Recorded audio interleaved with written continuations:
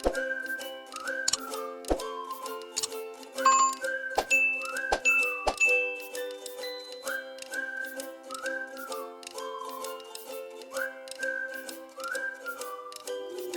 teman-teman sekalian, welcome to my channel Dalani Lex Pentipa. Seperti biasa, kita akan membahas tentang pelajaran IPS. Kali ini kita akan membahas tentang materi berkenalan dengan lingkungan sekitar. Dan kali ini kita akan membahas tentang lingkungan alam. Tujuan pembelajaran kita hari ini yaitu 1. Membandingkan persamaan dan perbedaan fenomena lingkungan sekitar sebagai proses geografis. 2. Mengenal atau mengidentifikasi kehidupan masyarakat masa praaksara pada aspek sosial ekonomi. 3. Menjelaskan proses interaksi sosial berdasarkan karakteristik ruang. 4. Membandingkan persamaan dan perbedaan suatu lokasi berdasarkan kondisi alam dan komposisi penduduknya. 5. Menganalisis perubahan karakteristik lokasi dari waktu ke waktu berdasarkan aspek fisik dan sosial. Teman-teman, kalian tentu tahu dong ini gambar apa? Yap, ini adalah gambar bebatuan. Tapi jangan salah, ini bukan sembarang bebatuan loh.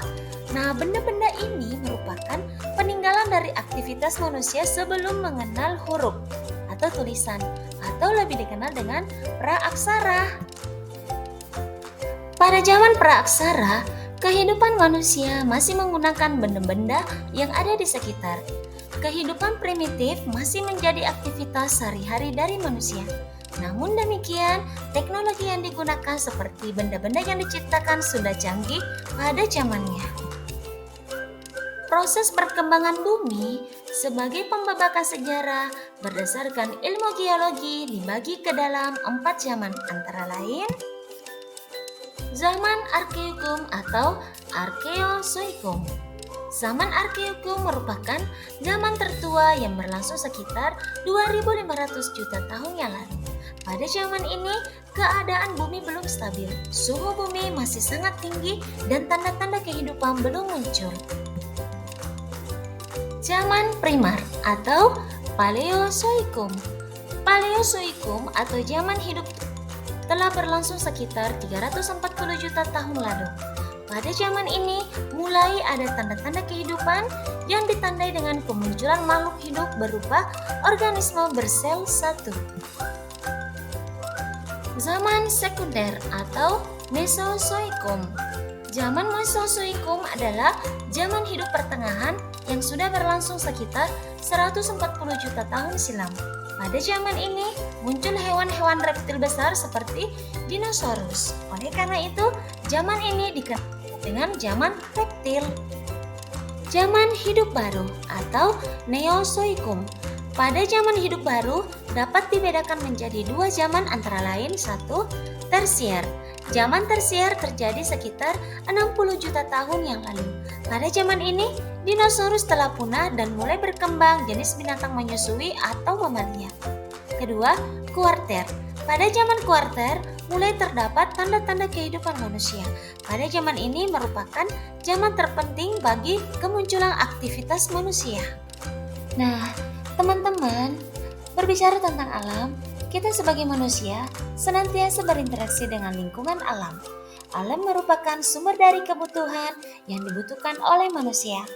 Tetapi, interaksi antara kita sebagai manusia dan lingkungan juga dapat menimbulkan konsekuensi berupa pencemaran lingkungan sebagai dampak negatif.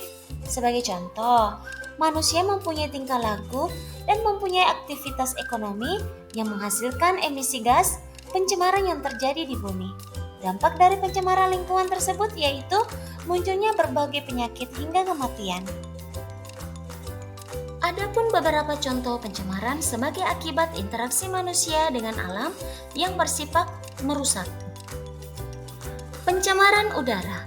Pencemaran udara dapat terjadi karena emisi gas yang dihasilkan selama proses pembakaran. Hasil pembakaran tersebut menghasilkan gas karbon dioksida. Kandungan karbon dioksida yang tinggi di lapisan udara bumi atau atmosfer berdampak kepada terciptanya efek rumah kaca. Pencemaran air. Tingginya konsentrasi zat-zat berbahaya yang terkandung dalam zat air mengakibatkan pencemaran air. Konsentrasi zat-zat tersebut telah berlangsung lama sehingga menimbulkan dampak tertentu. Pencemaran air dapat terjadi karena penggunaan bahan peledak untuk menangkap ikan dan limbah industri yang dibuang sembarangan. Pencemaran tanah. Pencemaran tanah disebabkan karena tanah kehilangan komponen penting sebagai daya dukungnya.